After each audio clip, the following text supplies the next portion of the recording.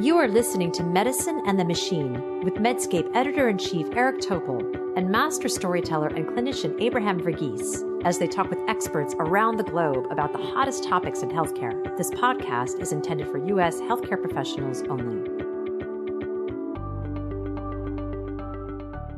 This is Eric Topol for Medscape with my co-host Abraham Verghese, and we're delighted to have with us today Professor Jeremy Kamil, who is an associate professor at Louisiana State University in immunology and virology, especially got expertise in virology, which we need right now. We're going to be talking to him about that extensively, not just about the COVID pandemic, but the other viruses we're confronting right now.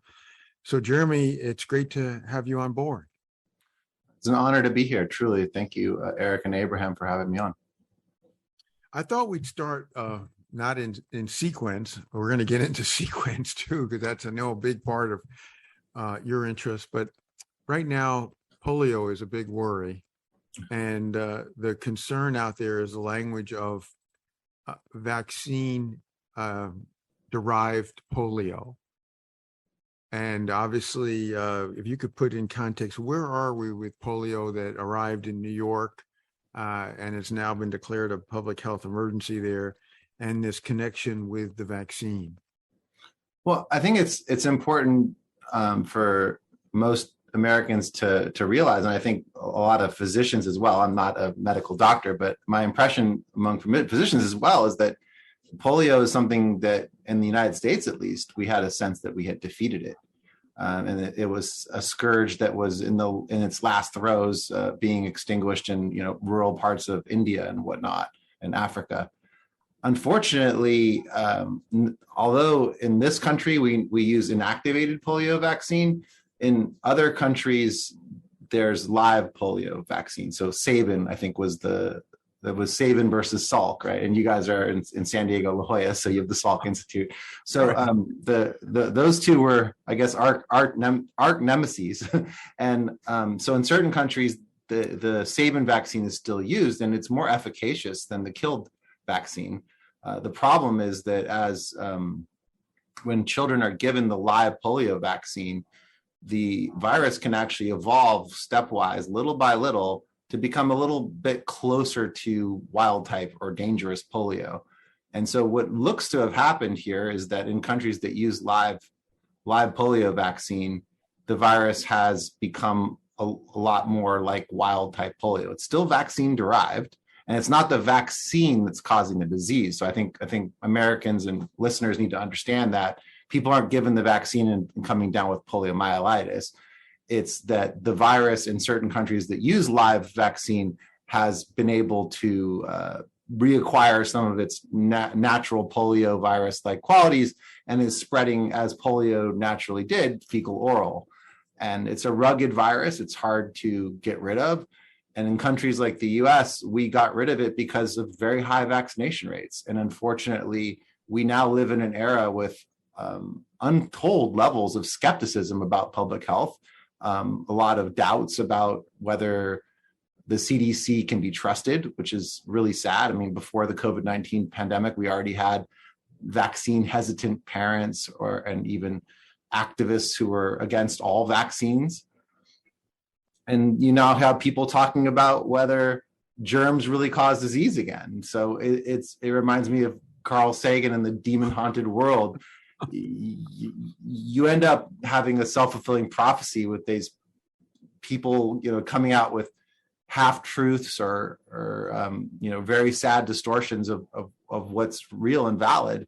And now there's all these Americans who don't have polio virus immunity because they chose not to have the vaccine or chose to not have their children get it. And they're sitting ducks to have, these low probability outcomes on individual level, but you get enough people with polio virus exposure, and some of them are going to get poliomyelitis, which is an irreversible paralytic disease. So now we know that this virus has made it. It showed up in England, vaccine-derived polio, and now we're seeing it in New York City, I think, in large numbers, and other parts of the U.S. So it's a grave concern. Just to follow up on that, may I ask, do you think this virus has the capacity to further evolve and to actually produce paralytic polio as it evolved? I mean, I'll preface by saying I'm not an expert in vaccine-derived polio or poliomyelitis. I study cytomegalovirus professionally. But from what I've read, it sounds like there's definitely a concern that this could happen and that this will happen if we don't get immunization rates back up. Yeah, I know. I grew up in a country where we did use live polio vaccines, and there was always a small percentage of people who would, in fact, get, sort of a form thrust of polio. But the numbers were never very clear. So this is really alarming. Yes, definitely. Definitely alarming. One of the interesting things about polio that isn't generally appreciated is that there's a vast majority of cases are asymptomatic, something like 70%. Most people have this idea that, oh gosh, if you get polio virus, you're paralyzed. And it's not the case. So so we're not done with this virus now. Unfortunately, it's making a comeback, and it's sad that this is happening. And I think you've explained the mechanism well, and Abraham's highlighted, where this could even go further. Before we get to SARS-CoV-2, if we could turn to monkeypox, this seems to be on the decline, and I wonder what your thoughts are, where we stand with the monkeypox pandemic. Well, I think the first thing we need to do is really be accurate about how it's spreading, because there seemed to be some confusion early on about whether this was a new airborne pox virus, because we know that smallpox was much more transmissible and could be transmitted efficiently between humans in more modalities. What appears to be happening with monkeypox is that this has evolved into a largely sexually transmitted infection, and that it was predominantly spreading within communities of men who have sex with men, and not just gay men, but men who have a lot of partners. So the gay community deserves a huge amount of respect and applause for spreading the information among each other and getting the correct messages out about how this virus is spreading, and increasing awareness about the importance of getting vaccinated. And I think that it's that campaign and the willingness of that community to be really honest and forthright and push aside all the stigma and shame and just call things by their true name, acknowledge what's happening, and deal with it forthright. Because it reminds me of ring vaccination, really.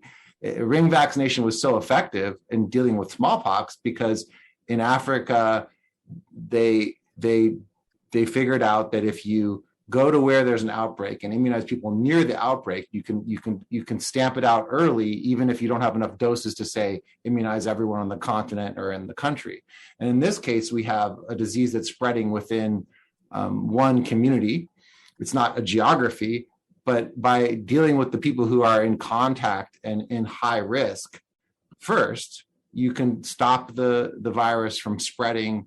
And indeed, cases are going way down in the U.S. and in Europe, and I think in all geographies where we have accurate data. So I think that's the situation with monkeypox. It is really fascinating to see. Indeed for myself, I'm not a pox virologist, and I wasn't so familiar with epidemiology before this hit the news. But what I learned from hearing from people who do study it is that this virus had been endemic in Africa and had been a problem in various West and Central African countries like Nigeria for decades. And the West had not done much to address it or to help out. And so what happened is that virus kept spilling over from, I guess, certain types of rodents that harbor it. They're not like squirrels or rats that we see in the US. These are different types of rodents that are endemic to Africa, but it was spilling periodically from rodents into humans, and it would cause problems. And some years there were worse outbreaks than others. Ironically, the same year that the FDA approved the drug Tpox or tecovirimat, I don't know if I'm pronouncing it right. This is an antiviral drug that's effective against smallpox and was produced and developed to address the threat that maybe a terrorist organization or a rogue nation like, say, North Korea might synthesize or come up with a way to release smallpox, bring it back. And so we'd have some biodefense capacity to stop that early. So we stockpiled this drug and the FDA approved it for that purpose. But we lost the opportunity to say, hey, there's an ongoing outbreak of monkeypox, which is another orthopox virus that we expect this drug to work against. Why not offer to help out in Africa and do a clinical trial there? No one bothered to help out in Nigeria that was having an active outbreak. And I learned from an article in Nature Medicine yesterday, a news piece, that in fact, we don't have great evidence in humans that this drug works as we'd like to have better clinical evidence that's effective. We expect it to, but it's always important to have that data. So it seems like a lost opportunity, and also a lesson that if we ignore the needs, the health needs of people in poorer countries, in fact, we do that at our own peril. What do you know about the vaccine for monkeypox? Is it sort of like smallpox, a variola type, modified live vaccine? So I think there's two versions, right? There's a more classical vaccinia-like vaccine, which is a little bit higher risk for people who have eczema or other kinds of skin issues. And then there's the newer one, which is called Jynneos, which is, I think it's manufactured in Europe. And that's the one that the CDC is making available for immunization to high-risk people. And so that is given subdermally. I think it's somewhat like the classical inoculation, but I don't know if it's a bifurcated needle. I remember there was some controversy when the FDA authorized the use of a dose-sparing regimen. So there's only so many doses available, and there's this intradermal type of inoculation which uses 1/5 the amount of vaccine, and so they're rolling out that approach to giving it so they can give more doses, which sounds like a reasonable thing to do. But I think the advantage of this Jynneos version is that it's less likely to cause problems in people who have skin conditions like eczema. And that's at least my understanding of it as a non-expert on that topic. Right. Yeah. Well, it seems like all the virologists, they like to pick one virus family that they and then you have to come out of your comfort zone, because even though you were an authority on CMV, you had to you become a coronavirus SARS-CoV-2 expert over the last few years, right? Yeah. Expertise is always relative. I mean, there's people that if I'm in the same room with, say, Florian Kramer or Ben-Hur Lee, even though those two people aren't traditionally coronavirologists, or I could say Thomas Gallagher, who is, those people I would consider relative to myself authentic experts on COVID-19. But we all gain information from firsthand experiences, and no one starts out day zero as an expert in anything. You become an expert, first of all, ironically, by admitting how little you know at the outset and being curious and listening to others.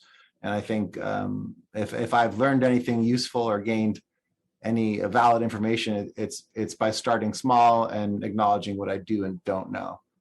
And of course, applying what I learned about other viruses to this situation. Well, yeah, we don't have much of that these days. We need more. That brings me actually to social media for a moment, because you're a macro leader on social media. How did you get to be macro leader, and what is your view of the whole world of Twitter? Oh, Twitter is a funny place. I'll get to that in a second. So macro leader was because I'm a virologist, and we pipette small amounts of fluids like microliters, and microliter was taken already. So I just came up with a pun. Of course, there's no such thing as a macro liter, but it is funny. Ironically, in biology, you often use a tiny little model that gives you insights into something more universal. So it's sort of a twist on that. Like the tiny thing can become macro, but I don't want to try to be poetic about it. It was just I didn't put a lot of thought into it. I was like, microliter's taken, I'll go with macro liter. Oh, it's available. Okay. And so that's where that came from. Twitter is an amazing tool for sharing information and getting information from others. I guess they call it a micro blogging service. I don't do Facebook anymore, even though that was really useful to track what my relatives and friends from high school were up to. But I found Twitter really useful to follow what's happening in science. And as a virologist, which is really an interdisciplinary field, because as a virologist, you need to know cell biology. And then there's all these things that are happening in cryo-EM and bioinformatics and deep sequencing or next-gen sequencing that are applicable to your work.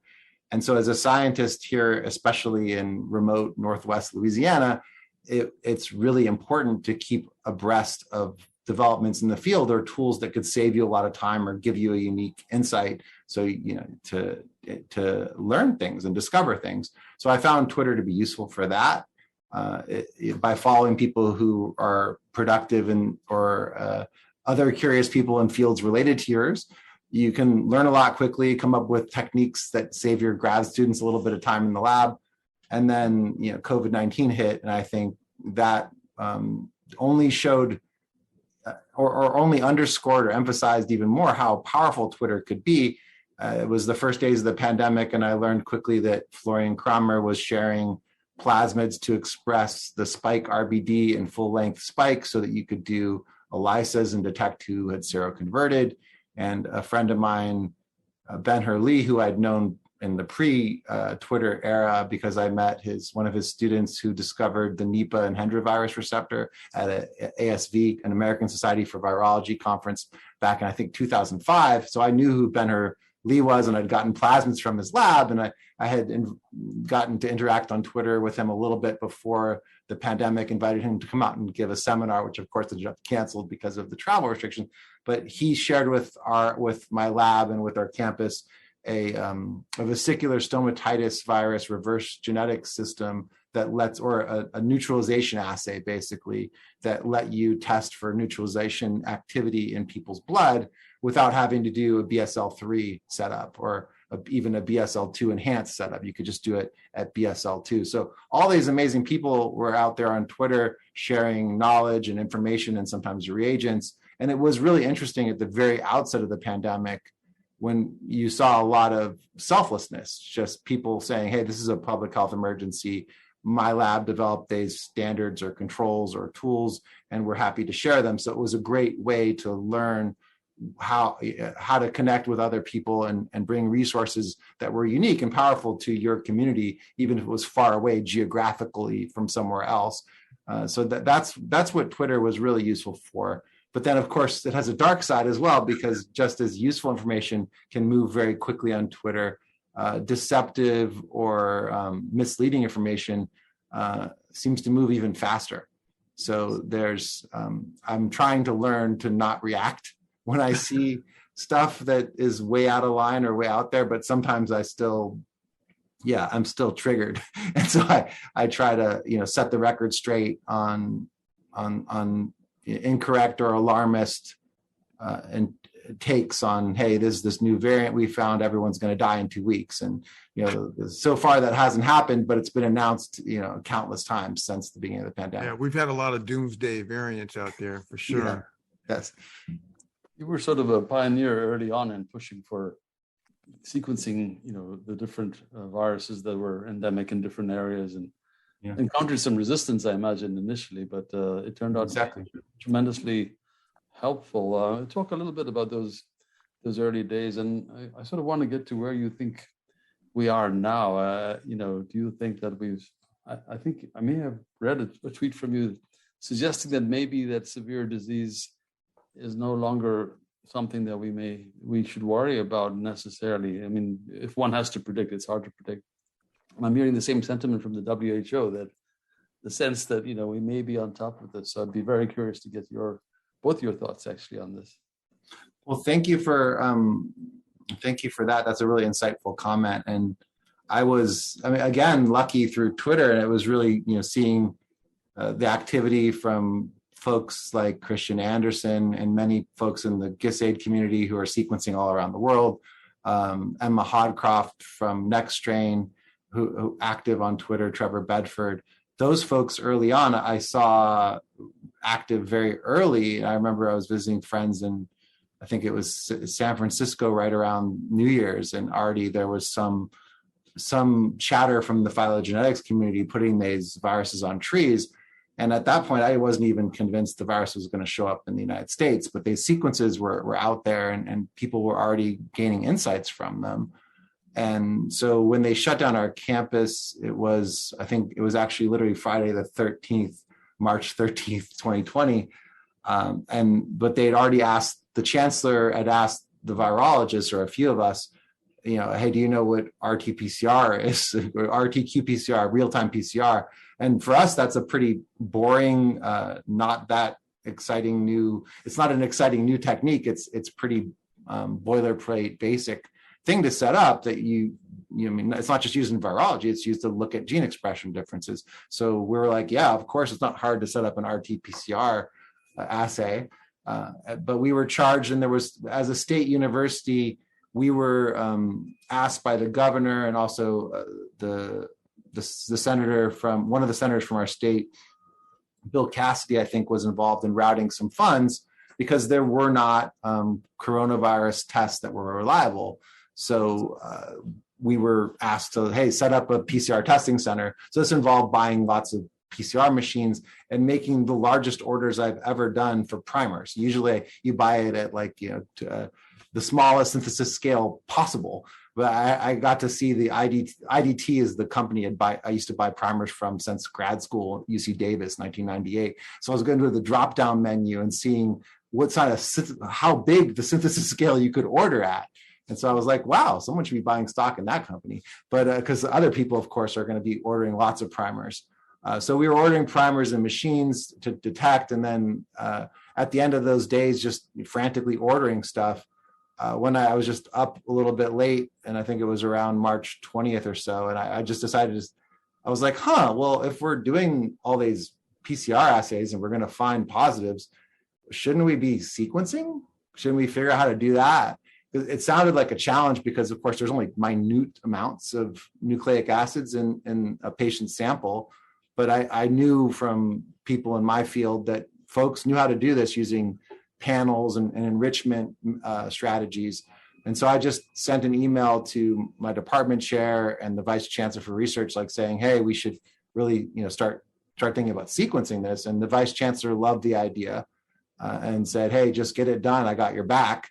And I wrote an IRB. It took a little while, but by early May, we were uploading data to GISAID. We had gotten our first complete genomes, and luckily I was introduced to Christian Anderson and Bob Gary by Emma Hodcroft and Nate Grabaugh. And so we got to be on a paper with them describing the outbreak in Louisiana. And it was really just neat seeing those little dots on the phylogenetic trees pop up.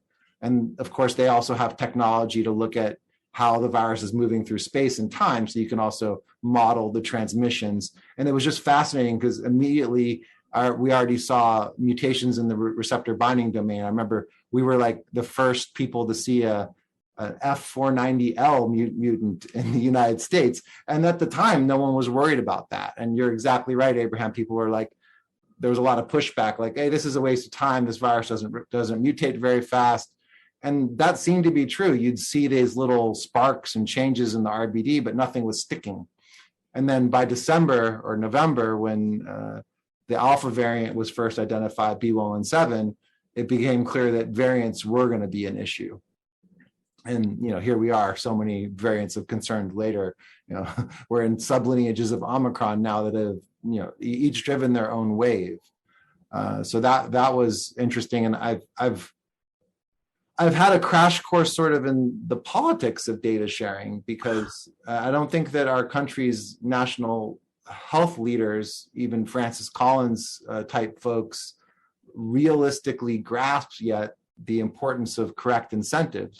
As scientists, we usually put data out there after we publish a paper, or we put it up there in GenBank and ask for it to be embargoed until a paper is accepted. And that was never something that we were going to do with our data. I knew we had to get it out there immediately. But what I noticed is that even though LSU Health Shreveport at that time especially wasn't known for viral genomics or anything like that, the edge we had was that we shared rapidly. Other campuses had been generating data, amassing sequences, but they weren't sharing them. They were doing what, they've been trained with, what you're rewarded to. I mean, people learn lessons by living life. And as a scientist, a lot of people learn the lesson, hold on to that data until you can get something for it. And so those are the ingrained practices among most scientists. And I think, Eric has been a leader in looking at how technology changes medicine and society, especially when it comes to genome sequencing. And I think that's a very contemporary issue right now, as, we see with cars, with Teslas are changing, how people drive cars. Well, there's now little nanopore devices that, at someday, and probably in my own lifetime in the next decade, we'll all have, at least people in wealthier countries, may all have a nanopore-like thing, Oxford nanopore minion in their kitchen to find out what kind of cold they have. We're not there yet, but I think the future is a less patronizing situation where you don't have to go to the doctor to find out what virus you have. Your doctor's your partner, and you have electronic access to that person who can diagnose and guide you. But the technology to find out what virus is in your nose, it shouldn't require going to a health center, filling out lots of paperwork, paying a copay, there's a lot of barriers to getting this data. But if we can generate it in real time, we could detect pandemics more quickly. We wouldn't have to wait to find out, someone's in the hospital with a pneumonia. Well, before that person showed up with a pneumonia, who's maybe an elderly person or immunocompromised person, some virus was moving like wildfire, causing mild illnesses.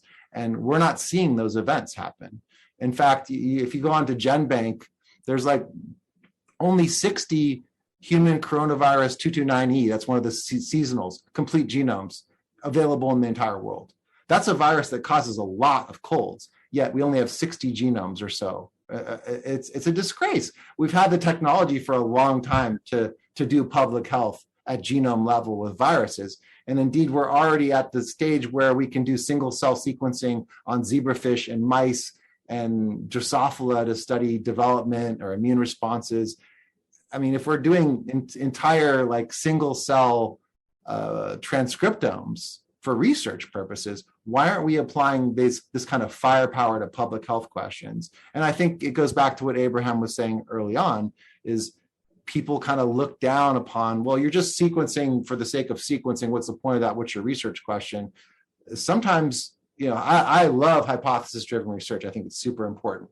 But when you have a new telescope technology, sometimes you have to point it at the sky and see stuff about moons on Jupiter that you didn't see before. I mean, no one's asking NASA to justify why they're pointing a new powerful telescope deep into space, but we're asking biologists to, hey, hold off on that sequencing technology that now can figure out the entire transcriptome of a cell for pennies, because you don't have a hypothesis. It's like, hey, sometimes you just have to look before you can even say that something interesting is going on. It's just like the first, Leeuwenhoek and looking at pond water with the first microscope, you saw all these life forms that you didn't realize were there. I think we're at the same juncture with sequencing, but basic investments aren't being made in terms of the social practices. And I mean, people are hiring lots of brilliant phylogeneticists, but no one's talking to sociologists and economists to say, hey, how can we put systems in place so that people will actually generate and share this information in real time? Because that was actually the failure early on in the pandemic, was detecting that a new virus was out there. And it was, I think, a huge missed opportunity because the technology was already there. The systems and the social systems and the incentives, I'd argue, are still missing. Oh, no question about that. But, just to take the sequencing story further, it's been extraordinary. I think there's how many, 12 million sequences of the virus or more now? Yeah, I think it just crossed 13 million. 13 million, yeah. And so what we've seen now has been extraordinary. That is, being able to track the virus spatio-temporally around the world, the variants, even being able to connect the dots between what monoclonal antibody you should get if you have this particular variant, because, of course, as you know very well, there are differences in the immune response or immune escape with the different variants. So one of the things that comes up now is that we have these new variants. You've touched on it, Jeremy, like BA2.20.2, and they have some scary freaking mutations, Yep. all over the place, the ones we haven't seen. And the question is, do you call them a scariant are all variants innocent until proven otherwise? That is, just because you detect them, should you just keep quiet about it until they actually show signs of spread? What's your philosophy about what to do about all these very worrisome mutations? These new sublineages that seem like they could be very troubling, but yet haven't really taken hold. I think that's a brilliant question, because there's not one clear answer. I'd say there's a number of different criteria. With Omicron, if you looked at it on a phylogenetic tree, it was like a space alien almost. And just detecting one of those, you would say, oh, is someone's sequencing machine broken? This is too weird,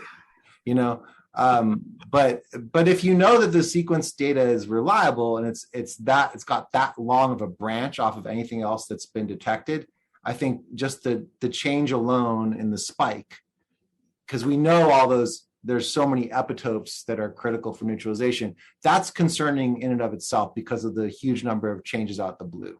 Otherwise, if you look at something like Delta, it would be, it had a decent number of mutation. I think it had about 8 substitutions on the spike, maybe a little more when it first showed up, but it wasn't a remarkably huge number relative to others that had been found. And it was only really in seeing how it performed in so many different geographies that gave us the signal to say, hey, this thing isn't just a fluke of India. It's showing up in a lot of different places and it's displacing the existing variants. And so that's how we knew that it was going to drive a wave early on. And I was a skeptic of it, because I think it is safer to be the skeptic with a new variant, as you said, because most of the time people are tweeting or worried about something. It turns out to not be as bad as it sounds. Even with the beta variant, which was first detected, like so many of the important ones, by Tulio de Oliveira and his team in South Africa. And for good reason, they don't like to call it the South African variant, because South Africa is just the place that has the brightest lights on. They're doing the best job with surveillance. Indeed, most of those variants probably come from other countries in Africa and the African continent. But anyway, that beta variant up until Omicron was the most immunoevasive one. But even though it reached places like California and other countries, it never really drove a global wave. So even having that laboratory data on immunoevasiveness isn't enough to tell you that this virus is going to be the next big one. So you have to have multiple criteria. And I think there's a good cause to use multiple independent bases for saying, hey, we should be concerned about this. But I think at the end of the day, the proof is always in the pudding. It's just unfortunate that you have to actually see a wave on the uptick before you can say, we're in trouble. That's sort of that last criteria, seeing that it's competitive in multiple geographies is sort of a sad one to have to resort to, but it is the ultimate indicator. Just to pin both of you guys down, do you sense that given the level of natural infection out there, the level of vaccination, and the fact that many of these scariants have not sort of taken hold, is it in fact reasonable to state what the WHO head just stated, that he really thought we were getting to this, not disease-free state, but at least a state of entropy or equanimity with this virus, if you like? Yeah, détente. I agree with you. And it gets really controversial again on social media, because people say, well, what about the immunocompromised people? How can you're such an ableist to say that, to just observe what is true is that once someone's vaccinated and been infected, they are resistant usually to getting another bout of severe disease. They may get infected a second time. And if unless they have a health problem, if they recover, if they're vaccinated and have had 2 infections, it's going to be very hard for them to have a third that's severe. And most people are not walking around with shrunken brains and unable to do their work. Some people are having lingering symptoms, and I'm reading literature about serotonin and other neurotransmitters being on the table there, as even people who had serotonin deficiency or depression first before they got infected are showing up with more issues like long COVID. So I don't want to trivialize the importance of the long syndromes, but absolutely it seems to be the case that once there's been enough waves and enough vaccination, the threat of the virus goes way down. It's not zero, but it is low enough that the general public is not going to be concerned about it. So it doesn't matter in some ways how much people are up in arms on Twitter saying that you're an ableist, or we need to wear masks forever until the last person will never get sick. You can say that and it sounds good, but to other people who have that mindset, but it's not realistic for countries to be in a constant state of emergency. And yeah, you need to have people able to go about their business. And I'm in Louisiana. We're not necessarily a red state. Our governor is a Democrat, but it is more deep South about its COVID response. And they dropped masking here in schools in February of this year after the first big BA1 wave, the first Omicron wave died down a bit. So my kids weren't wearing masks. I wasn't going to be my wife and I weren't going to be the two parents who were insisting that our kids be the only one in the class. And my children still haven't had COVID, none of them. And my wife hasn't either yet. We're doing fine. But if you go on Twitter, people will tell you that everyone who does what we do, our kids are all going to die or have long COVID, and that hasn't happened. So there's a lot of things that you see, like everybody's had COVID now. No, that's not true. Exactly. And all kinds of stuff. But I think what you're getting at is potentially at odds with the chance of another Omicron-like hit, another new, completely out of the blue, major 30 plus mutations, and not just in the spike, but what about the chances for that, given we have so many immunocompromised tens of millions of people around the world? We got animal reservoirs, we've got recombinants that are happening every day, we got the deck is stacked for potentially another Omicron hit. You don't think so?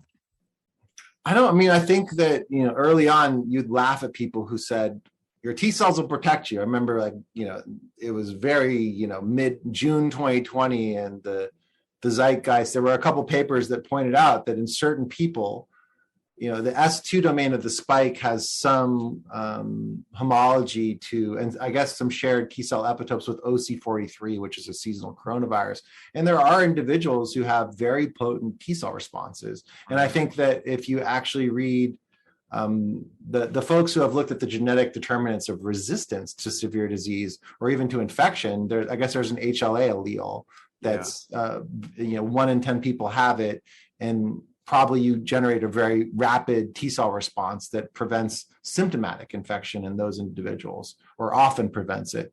So early on, people were like, "Oh, well, T cells will save us," and of course it was baloney, and because most people still could get sick, especially if they were ignoring masking, all those before the vaccine came out, all those things. So, but by the same token, once people have hybrid immunity, it's no longer just about the spike.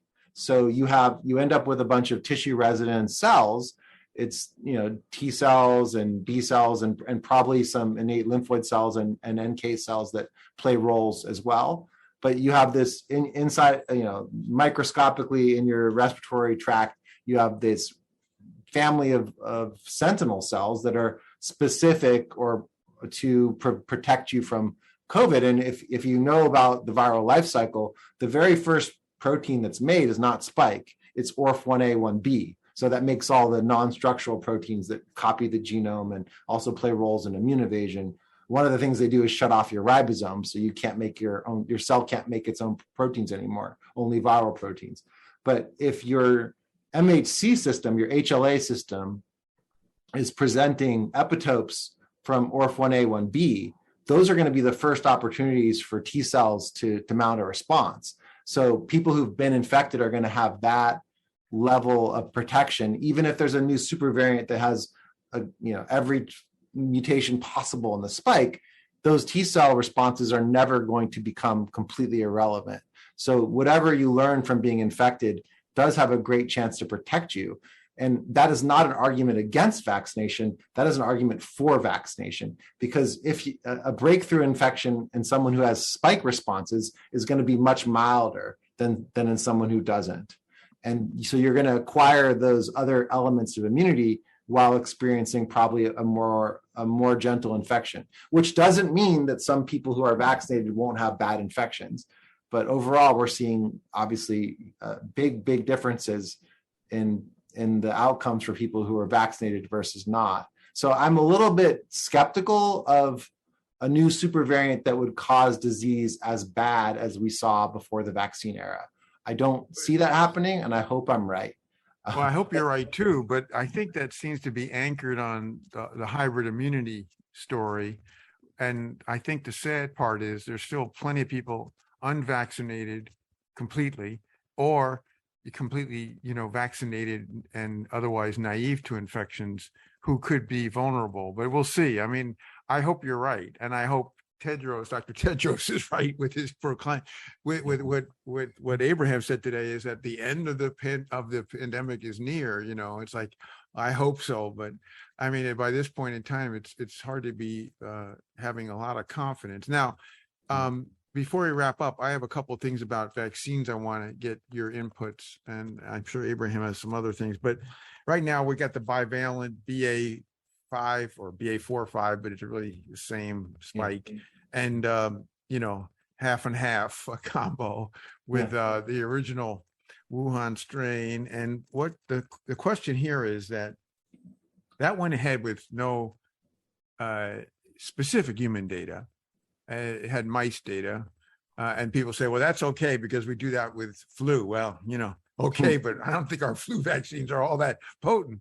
But at any rate, so we have this mice data, and we have BA1 data with in fact, it's going to be published on Friday, I think, in the New England Journal. But we also have, and beta, we had some beta data, but we had no data for this in humans, right?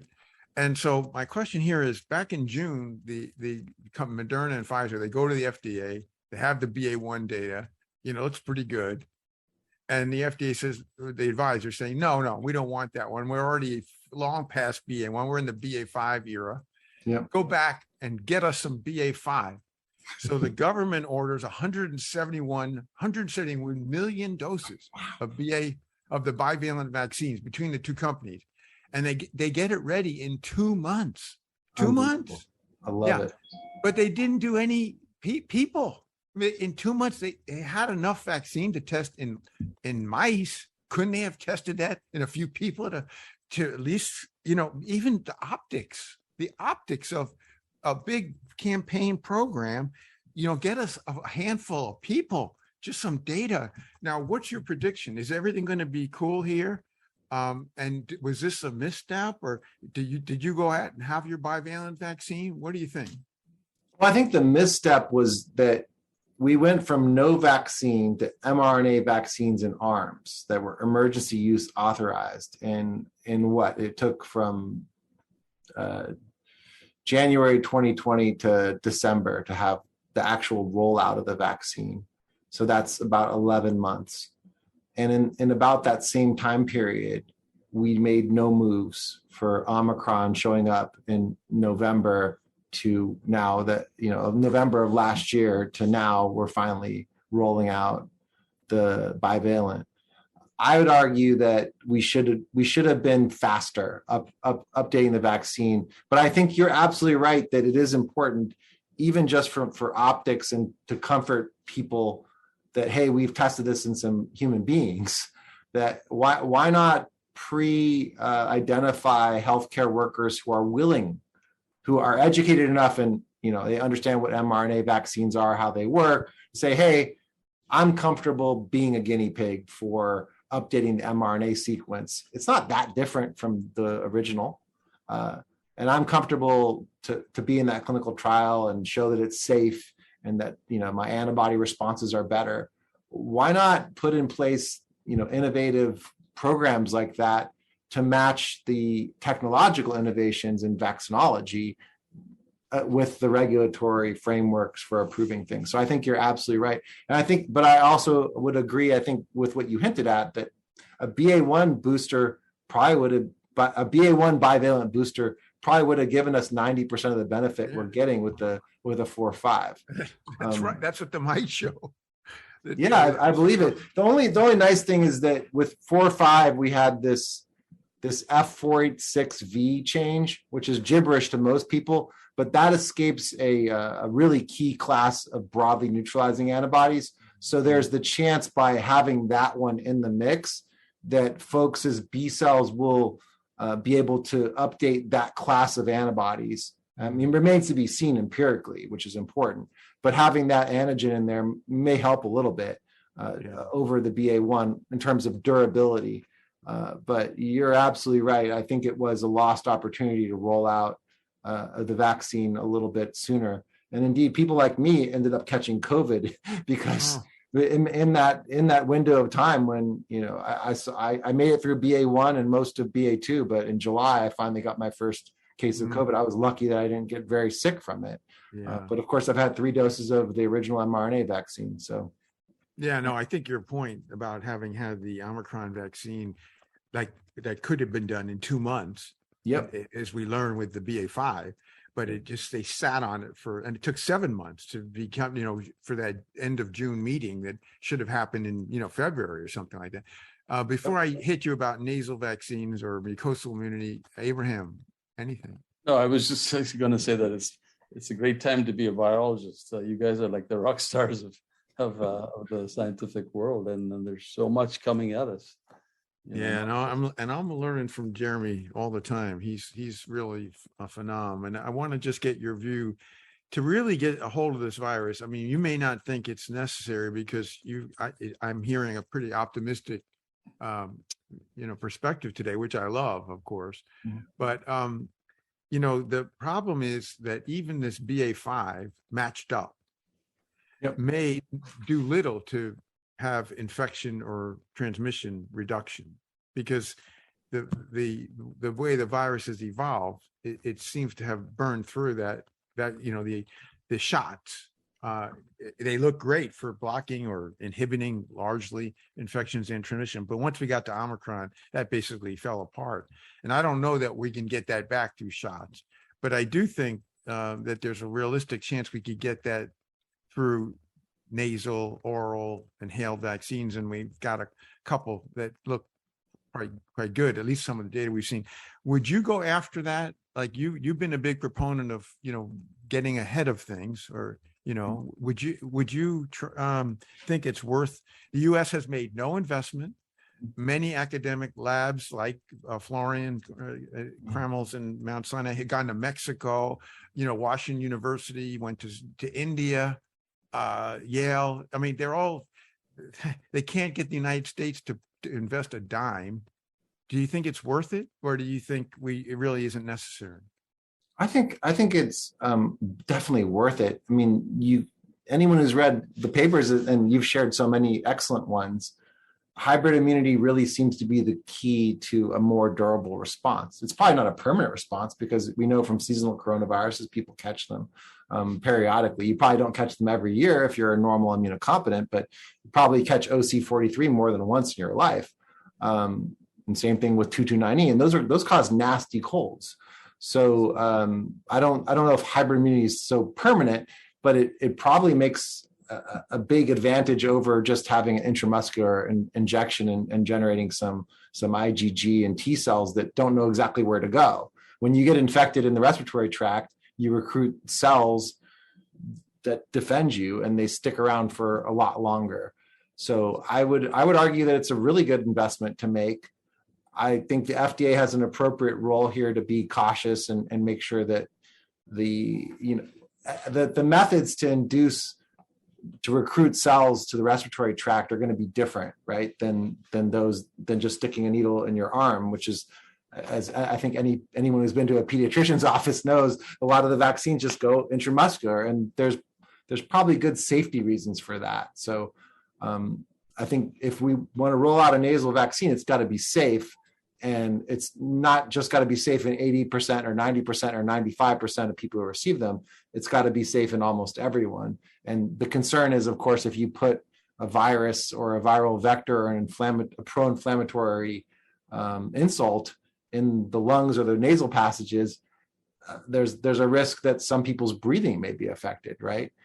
So I think the safety issues there are maybe a little bit more formidable, but I'm sure smart people have been thinking about this problem and already have ideas and indeed animal data saying that these platforms can be safe. I just haven't heard yet about something that's actually close to rollout.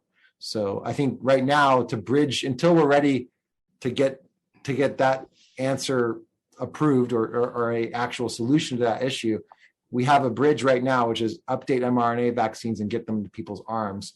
And I actually think that, as you brought up Florian Kramer's work, I mean, there are less expensive solutions like this Newcastle disease virus vector that they've worked on with Peter Palese and Dr. Kramer, that it can be produced in eggs like the flu vaccines, and that seems to be pretty efficacious, I think, in their trials in Vietnam. I think they may have done some in Mexico as well. So it's important that we don't only cover the bases in countries like the US that can afford lots of minus 80 Celsius freezers and the reliable electric grids to keep them running. We also want technologies that can make it to developing countries and places with, that need to use other and less expensive, more traditional approaches like raising a vaccine by growing a vector and embryonated eggs and whatnot. So I think we need to push all the platforms forward that show us efficacious results, not just the ones that are good for us here in Western Europe or United States. No, that's great. Well, we could go on for a few more hours. We haven't even gotten into post-viral chronic syndromes, and I mean, my goodness. It'd be fun to talk another time. I really enjoyed meeting both of you in person, not just tweeting and liking. So it's really an honor. I mean, you guys are both. Thanks for the kind words, by the way. As you guys are both, real, authentic heavy hitters who have made enormous impacts. I mean, you wouldn't be sitting where you're sitting if you hadn't done some very important work. So I'm truly humbled to be here. No, that's really kind of you, Jeremy. Thanks so much for taking the time. We're going to come back to you if we have another really bad family of variants, when the nasal vaccines hit and really contain the pandemic and a few other things. We will come back once we have some things to follow up on this. But this has been a great discussion. Thanks so much for all you're doing. And we look forward to continued dialogues with you. Thank you both. Jeremy.